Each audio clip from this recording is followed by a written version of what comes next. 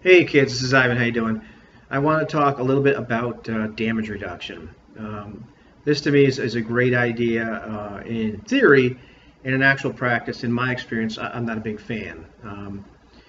Now that's something that was, I always have to be careful when I look at a concept that wasn't in original D&D, the versions that I first started learning with. That I'm not just being a grumpy old man and rejecting something because I don't like it because it's not what I'm used to. So it's not a bad concept.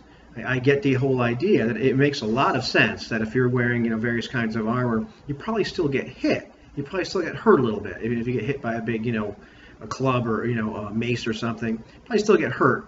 But you get hurt less if you're wearing plate mail than if you're wearing leather armor. That makes sense. So the concept, the whole idea works great. In actual practice, to me, it just gets too fiddly, and I'm not a simulationist, I guess is the right word. I'm not a real realist when it comes to that sort of thing. I just want to be able to play the game and have a simple roll and simple numbers. I recently ran a game with damage reduction because I ran a session of the Swords and Six-Siders game, which has to use damage reduction because there's just not that much you can do with six numbers. So I understand that, and it did a good job with it. But to give you an idea of how complex things can get, I had a combat with a troll, and so they're fighting this troll, and all monsters have damage reduction depending on how big they are and everything. So the troll is a typical troll, so he's regenerating 3 hit points per round, but they're starting to use fire on him, so he's not regenerating those hit points, but he's regenerating the hit points that he got damaged by other things like a sword or whatever. So I'm having to keep track of both of those. What's healing, what's not healing. Every time he gets hit, not just keeping track of his damage reduction every time they hit him with a sword. And I've got another character zapping him with Magic Eye Beam, which is that game's version of Magic Missile, which bypasses damage reduction. So I have to remember every time they're telling me, well, he takes 5 points of damage. Okay, it's 5, it's not 3.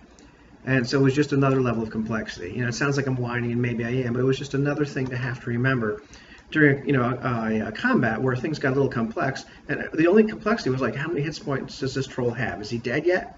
I don't know. So it was a little tough.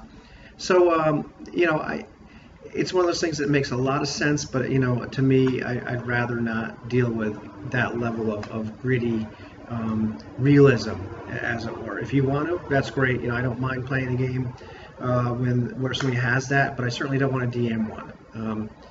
But I do get that whole idea that, a lot of times you may get hit regardless of what armor you're wearing. I like the idea of some attacks, bypassing armor that you're wearing.